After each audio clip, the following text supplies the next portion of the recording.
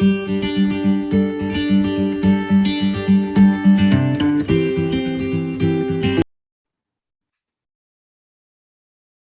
okay, good morning to all. Today the topic is very important again. That is the variable voltage and variable frequency control of induction motor. You know that is the V by F control.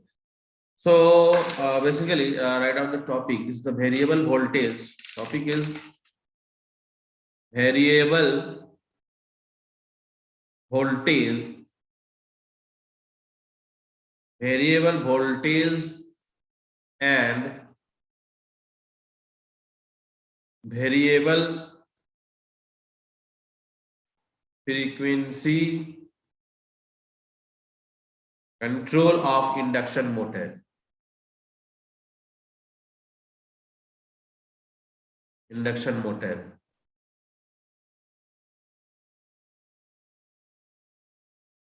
तो actually last classes में हम लोगों ने basic तो पढ़ाई था, induction Motors का basics, उसका torque equations, current equations, equivalent circuit, basic जो मैंने बताया था। और 1 2 3 शायद 3 लेक्चर्स मेरा है जो इंडक्शन मोटर पे होगा।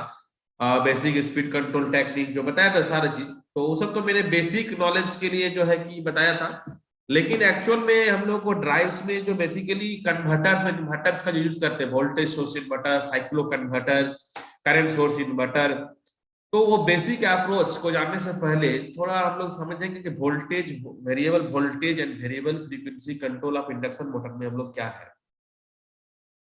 तो सबसे पहले हम लोग टॉर्क, बेसिकली टॉर्क इक्वेशंस को समझ लेते हैं। एक्चुअली हम लोग जानते हैं कि हम लोग का जैसे कि सप्लाई फ्रीक्वेंसी है और हम लोग का सप्लाई वोल्टेज है। तो यदि हम लोग सप्लाई फ्रीक्वेंसी को रिड्यूस करते हैं without changing the terminal voltage, तो क्या होगा इससे? This causes an increase in air gap flux. इसके कारण हम लोग का एयर गैप फ्लक्स इंक्रीज हो जाएगा। So you know that the magnetization characteristics of the magnetic material. So therefore, in case the what will happen, the increase in flux will, what will happen? Increase the flux will saturate the motor, and also what will happen? This increase the magnetizing current, and which distort the line current and voltage, and also increases the core loss and the stator copper loss, and due to this produces a high pitch acoustics noise in the induction motor. So while an increase in the flux above the rated value we have undesirable from the considerations of saturation effect, a decrease in flux is also avoided, and to retain the torque capability of the motor. So variable frequency control is generally carried out to rated air gap flux by varying the terminal voltage with frequency. Terminal voltage और frequency दोनों को हम लोग control करेंगे, so that the maintain the V by F ratio constant. अब जिससे हम लोग क्या करेंगे, V by F रेशियो को ऑलवेज हम लोग क्या करेंगे कि कांस्टेंट रखने का कोशिश करेंगे। ठीक है, हम लोग फ्रीक्वेंसी को नहीं घटाएंगे, रेटेड। एक्चुअली हम लोग जब रेटेड वोल्टेज का बात करते हैं, रेटेड वोल्टेज पे तो हम लोग चलाना, ये नहीं वोल्टेज को लोग ज्यादा कर देंगे, ऐसा तो नहीं है। वोल्टेज को ज्यादा करने के तो हम लोग वाइंडिंग का कैपेसिटी 230 वोल्ट है, या हम लोग का 3 फेज है, जो भी है 440 वोल्ट है, 4 उससे ज्यादा करने के तो वाइंडिंग हम लोग का जल सकता है। तो हम लोग का जैसे कि सिंपली कुछ पॉइंट को भी हम लोग नोट आउट कर लेते हैं, बेसिक पॉइंट जो एग्जाम में काम आएगी नोट करने के लिए।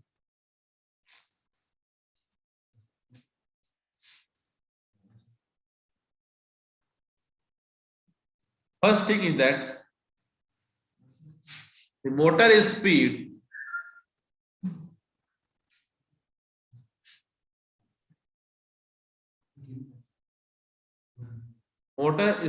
can be controlled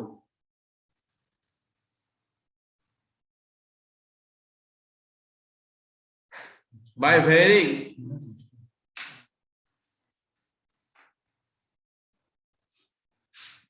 supply frequency. और हम जानते हैं, we know that one of the important point regarding this, what the voltage induced in a stator, voltage induced in the stator is proportional to the product of supply frequency and air gap flux. और इसीलिए मैंने जो last classes था उसमें मैंने बहुत सारे relations को डिराइव किया था, टॉर्क, करंट, सब का। तो वीडियो भी अवेलेबल है, उस सब वीडियो को भी देख सकते हो। उस सब वीडियो में सारा रिलेशन मैंने इसीलिए ड्राइव कर दिया था फिर से, जो पहले पढ़े हो उससे कोई मतलब नहीं था। Voltage induced in stator is proportional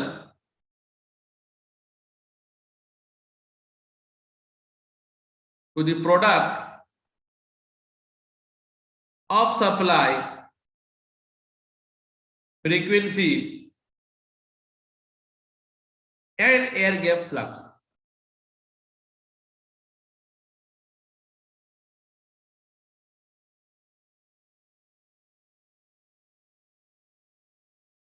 okay,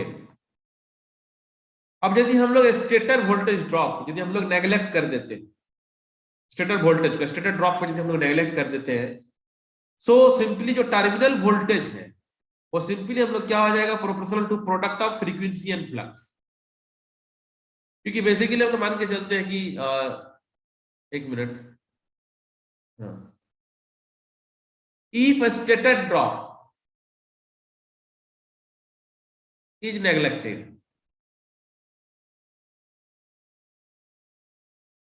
then terminal voltage can be considered proportional to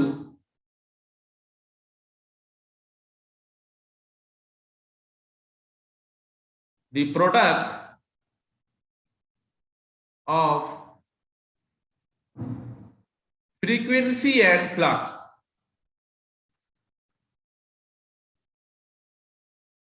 और नेक्स्ट मैंने जो अभी बात किया कि यदि हम लोगों का सप्लाई फ्रीक्वेंसी यदि रिडक्शन होता है तो क्या होगा, वो पॉइंट्स को मैं यहां पर नोट डाउन कर देता हूं कि suppose supply frequency will be reduced, so here if the supply frequency, if there is reduction in supply frequency,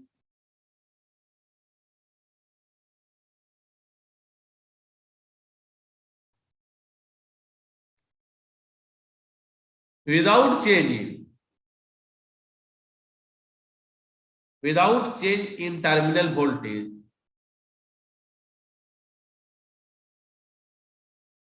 without change in terminal voltage,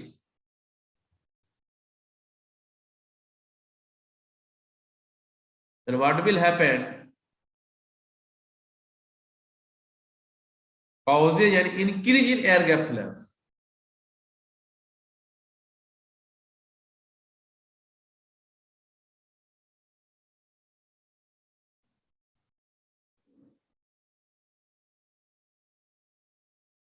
और यदि हम लोगों का एयर गैप फ्लक्स इंक्रीज होता है तो इसके कारण हम लोग का क्या होगा कि flux will saturate the motor, increase in flux will saturate the motor, increase in flux will saturate the motor।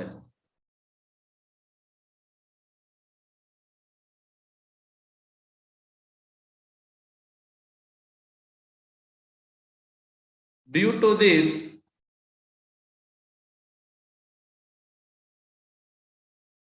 increases the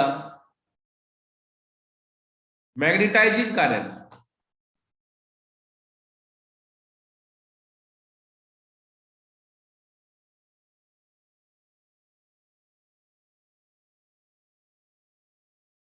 and distort the line current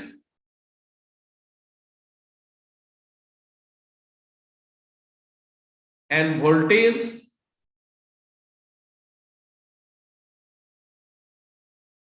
increase in core loss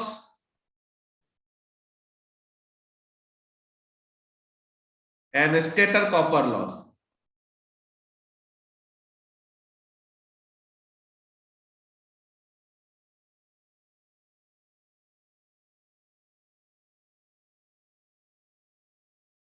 अब हम लोगों को जो है कि फ्लक्स और voltage, frequency end voltage यदि बात करते हैं तो यदि हम लोग क्या करते हैं, while increase flux beyond the rated value, तो एक्चुअली हम जैसे लोग डिक्रीज फ्लक्स को डिक्रीज कर रहे हैं तो उसमें हम लोग का टॉर्क कैपेबिलिटी और मोटर क्या होगा उस पर इफेक्ट करेगा। तो इसीलिए हम लोग क्या कोशिश करते हैं, we just maintain the variable frequency control below the rated frequency जो air gap rated air gap flux के लिए जैसे हम लोग बात करते हैं, जैसे टर्मिनल वोल्टेज और फ्रीक्वेंसी को इसके लिए हम लोग क्या करेंगे, ऑलवेज मेंटेन कांस्टेंट। तो V by F ratio always maintain constant. So जो इस तरह का जितना भी अनडिजायरेबल इफेक्ट है, without producing this types of effect, we just maintain the V by F ratio constant. उससे हम लोग क्या कर सकते हैं कि कि हम लोग क्या डिस्कस कर रहे थे कि अनडिजायरेबल इफेक्ट क्या क्या हो सकता है यदि हम लोग का फ्रीक्वेंसी और वोल्टेज का वेरिएशन यदि प्रॉपरली सर नहीं हो। स्क्रीन नहीं दिख रहा। व्हाइट बोर्ड दिख रहा है? व्हाइट बोर्ड नहीं सर, नहीं दिख रहा।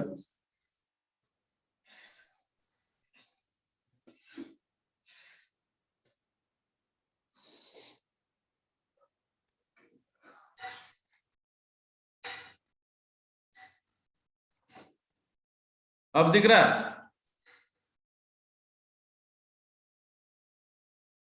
किसी को दिख रहा है कि नहीं दिख रहा, बोलो क्लियर। जतिन? अब दिख रहा सर, यस सर, अब दिख रहा। ओके अब दिख रहा सर। ठीक है, क्लास करते हैं, म्यूट कर लो।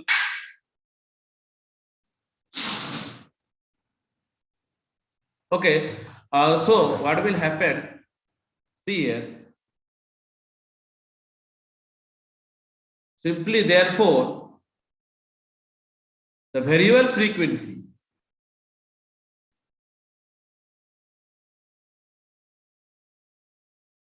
can just wait, variable frequency control below the rated frequency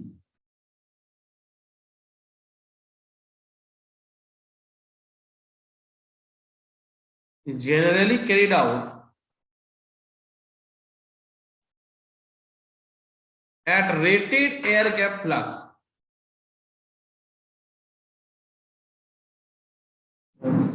simply by varying the terminal voltage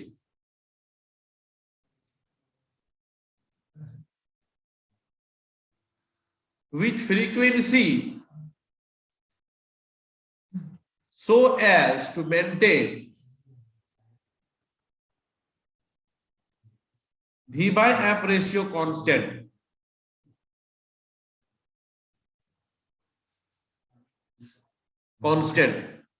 अब इस चीज को हम लोग सिंपली टॉर्क इक्वेशंस और करंट इक्वेशंस जो हम लोग का है उस पे हम लोग का जनरली कैसे हम लोग उसको रिलेट करेंगे। So you know that all of you that the steady state equivalent circuit of the induction motor basically, तो टॉर्क क्या क्या रिलेशन है उसके अकॉर्डिंग हम लोग जो वोल्टेज और फ्रीक्वेंसी के टर्म्स में हम लोग V बाय एफ के टर्म्स में हम लोग मैक्सिमम टॉर्क का एक्सप्रेशंस को डिराइव करेंगे।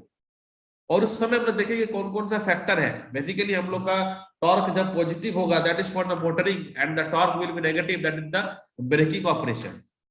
सो V बाय एफ रेशियो में बेसिकली हम लोग स्टेडी स्टेट इक्विवेलेंट सर्किट जो हम लोग जानते हैं, you know that circuit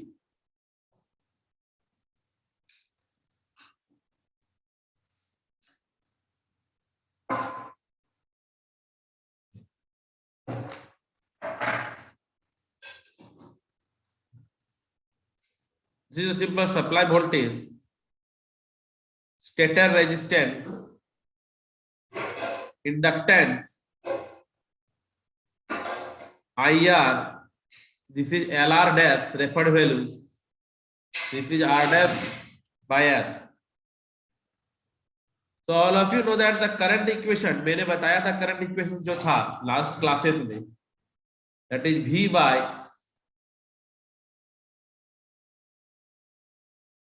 RS plus RR dash by S square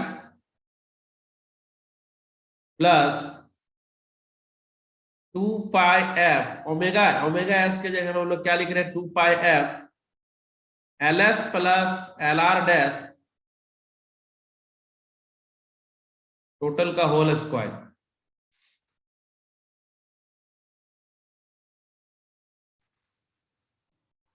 यहां से हम लोग इसको थोड़ा सिंप्लीफाई करते हैं, RS plus RR dash by S whole square plus 4 pi square F square LS plus L are dash का होल स्क्वायर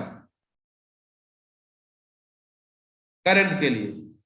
अब यदि हम लोग बात करें मैक्सिमम स्लीप, याद करना, लास्ट क्लास में जो बताया था कि मैक्सिमम टॉर्क के लिए जो स्लीप था, वह स्लीप का जो एक्सप्रेशन था लास्ट क्लास में, देखो ना मैंने बताया था मैक्सिमम टॉर्क के लिए जो बताया था स्लीप, वो क्या था, एक मिनट, क्या था, R are dash plus minus R are dash R S का होल स्क्वायर। अच्छा, किसको किसको पता है ये वाला एक्सप्रेशन जो है, मैंने बताया था सारा चीज। तो मैक्सिमम टॉर्क स्लिप मैक्सिमम पे क्या होगा, टॉर्क, ये सब मैंने बताया था। तो ये सब जो टॉपिक है मैंने बताया था, ऐसा नहीं कि मैं डायरेक्ट पढ़ा रहा हूँ, ये सब जो है कि मैंने पहले ही क्लास में, इसीलिए इंडक्शन मोटर का पूरा basic equivalent circuit, torque, voltage, current equations का जो डेरिवेशन था मैंने बताया था कि मैं उस समय जो था कि हम लोग को बताया था, और ये भी कहा था कि सब का यूज होगा हम लोग का आगे का जो डेरिवेशन हम लोग करेंगे। ठीक है, इसीलिए जो रिप्रेजेंटेशन था मैंने फिर से बताया था सारा चीज। यहाँ पर आर डैश आर एस क्या वैल्यू था, किसको क्या रेफर्ड वैल्यू बोल रहे हैं, तो ये सब सारा चीज जो है उस समय में बताया था। तो ये मैक्सिमम स्लीप, जो मैक्सिमम टॉर्क के लिए जो स्लीप है, तो ये रिलेशन हम लोगों का।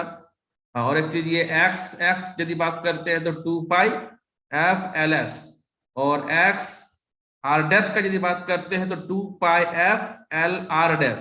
ठीक है,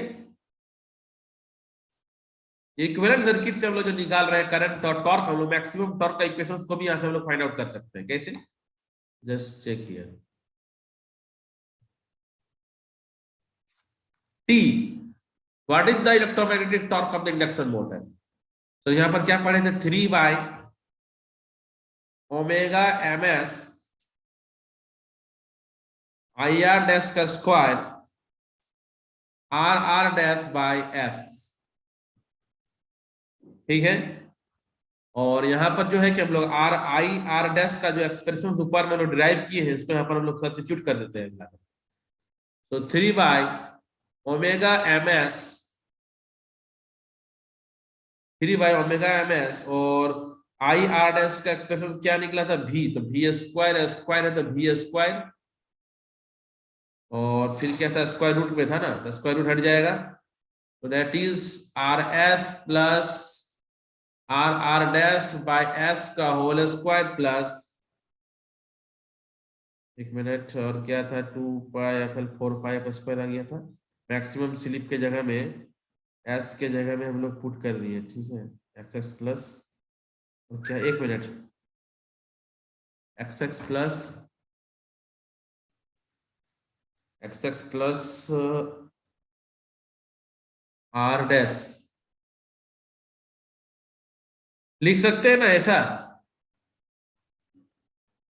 इसको ऐसा लिख सकते हैं कि नहीं आलोक, बोलो, ये समझ में आया। मैंने इंडक्ट, मैंने एक्चुअली, मैंने अभी बताया ना, मैंने x x is equal to 2 pi F l s, और x are dash is equal to 2 pi F l are dash. तो हम लोग इस एक्सप्रेशन को, जो यहाँ पर एल एस और एल आर डैश था, उसको सिंपली हम लोग इंडक्टिव रिएक्टेंस के टर्म्स में हम लोग लिख सकते हैं। क्लियर है, कोई डाउट नहीं होना चाहिए यहाँ तक, मतलब बात बोल रहे हैं, मैं यहाँ तक लिख सकता हूँ ना। ठीक है, यस सर। बाद में पुट कर सकते हैं, जैसा लिखना है उसमें कोई दिक्कत नहीं है, हम लोग एक्सप्रेशन को जैसा फॉर्म में लिख सकते हैं। मैक्सिमम टॉर्क, तो मैक्सिमम टॉर्क का एक्सप्रेशन हम लोग थोड़ा सिंपलीफाई करेंगे तो आ जाएगा, क्योंकि मैक्सिमम टॉर्क के लिए जो एस का वैल्यू है, वो एस का वैल्यू तो हम लोग पता है, R dash divided by R S square plus x x plus x are dash का होल स्क्वायर। यदि हम लोग सिंपलीफाई कर देते हैं, जो हम लोग का एस मैक्स का जो वैल्यू है उसको यदि हम लोग सब्स्टिट्यूट कर देते हैं, तो just find out the value of t max, this is 3/2 omega M s भी square R S plus minus R S का square plus x x plus x are dash का होल स्क्वायर। और इसको हम लोग फिर लिख सकते हैं, यदि हम लोग फिर एक्स एक्स को चेंज कर देंगे इंडक्टिव रिएक्टेंस के टर्म में, रिएक्टेंस नहीं, इंडक्टेंस के टर्म में यदि हम लोग फिर से सिंप्लीफाई कर देंगे तो फिर हम लोग क्या लिख सकते हैं, omega M S V square R S plus minus R S का होल स्क्वायर प्लस ये हो जाएगा 4 पाई स्क्वायर एफ स्क्वायर और एल एस प्लस, हम लोगों ने इसको इसीलिए किया था कि मैक्सिमम स्लिप को पुट करने के लिए, ठीक है, एल आर डैश का होल स्क्वायर, ये टी मैक्स, ठीक है। लेकिन एक्चुअली हम लोगों को क्या करना है यहाँ पर V by F, V by F के टर्म्स में निकालना है तो सिंपल क्या करेंगे कि हम लोग इसको डिवाइड कर देंगे एफ से, ठीक है। यदि क्या करना है इसको हम लोग एफ से डिवाइड कर देंगे, तो यदि एफ से हम लोग यहाँ पर डिवाइड करेंगे तो क्या होगा, एफ को यहाँ से निकाल देते हैं रूट से, V by F, V by F, तो इसको ऐसा लिख सकते हैं, इसको सिंप्लीफाई करके जो ये जो पूरा है इसको ये पूरा को के मान लेते हैं, सो इसको हम लोग ऐसा लिख सकते हैं क्या, के वी बाय एफ का whole square are S by F plus minus ये हो स्क्वायर रूट हो गया, तो ये हो जाएगा आर एस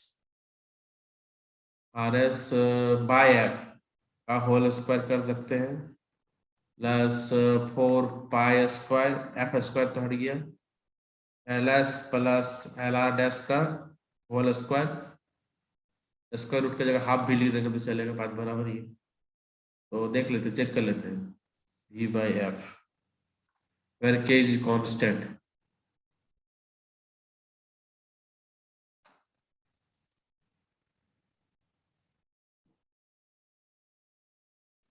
ये भी कांस्टेंट है, एल एस एल आर भी कांस्टेंट है, ठीक है। तो दिस इज द टॉर्क, जो हम लोग को टॉर्क एक्सप्रेशन हम लोगों ने वी बाई एफ के टर्म्स में डिराइव किया। तो बेसिक जो टॉर्क का हम लोग इक्विवेलेंट सर्किट से जैसे जैसे हम लोग पहले ही पढ़े थे, current, torque maximum, slip maximum, जो बेसिक इक्वेशन था उसी से ही जो है कि यहाँ पर एक्सप्रेशन को डिराइव किया गया है। यदि एक बार थोड़ा ध्यान से देखोगे तो एक्सप्रेशन बहुत ही कॉमन एक्सप्रेशन जो जनरली हम लोग टॉर्क जानते हैं इंडक्शन मोटर में, कोई मतलब नया इसमें मतलब नहीं है। सो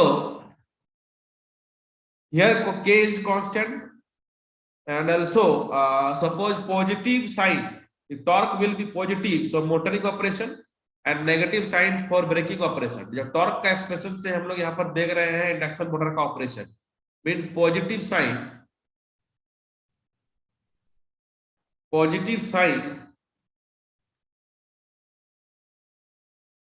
is for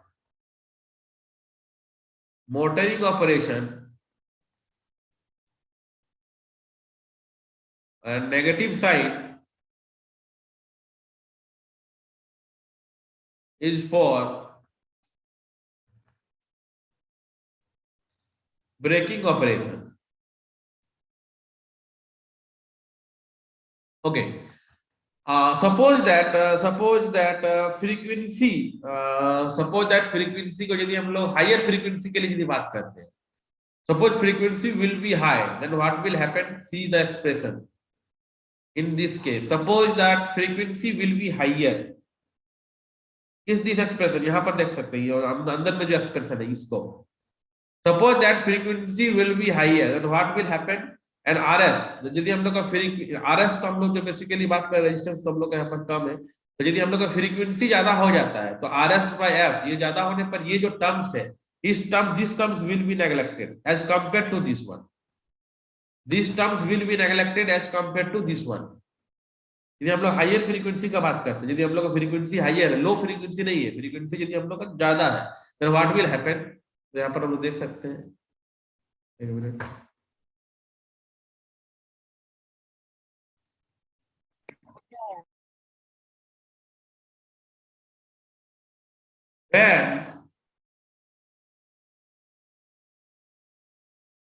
frequency is not low, कम नहीं है, हाइयर है, then r s by f term, जो r s by f term है ये तो इसके कंपेयर में बहुत ही छोटा हो जाएगा, 2 पाई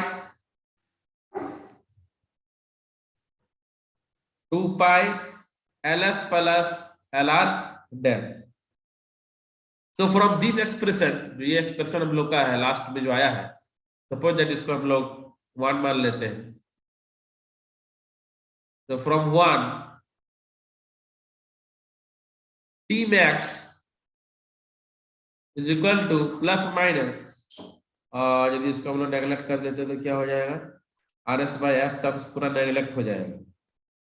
सो 4 पाई एफ स्क्वायर रूट है तो 2 पाई हो जाएगा। हाँ, सो के v बाय एफ का होल स्क्वायर 2 पाई ls प्लस lr डैश, ये फाइनली हम लोग का एक टॉर्क का एक्सप्रेशन आएगा।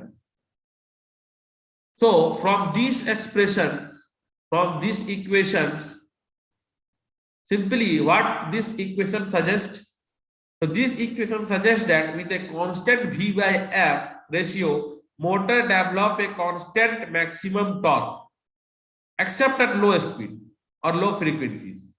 Means simply here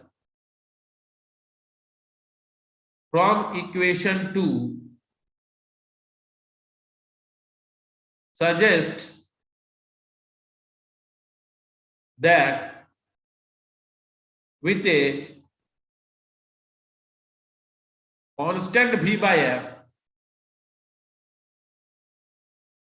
ratio,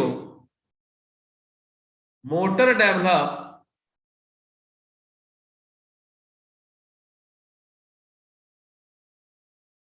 a constant maximum torque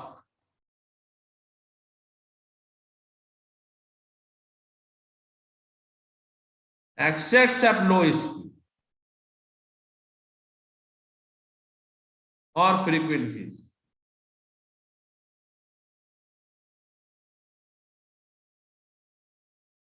so here यदि वी बाई एफ को यदि हम लोग कांस्टेंट रख देते हैं तो क्या होगा कि motor operate in constant torque mode, motor operate in constant torque mode. Simply motor,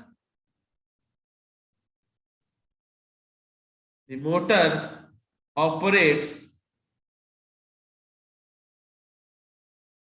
in constant torque mode, constant torque mode. तो ठीक है, यहां तक जो है कि समझ में आया होगा। अभी जो है कि जूम का टाइम लिमिट खत्म हो गया तो फिर से थोड़ा ज्वाइन करो, ठीक है, मैं काट रहा हूँ, फिर से ज्वाइन करो।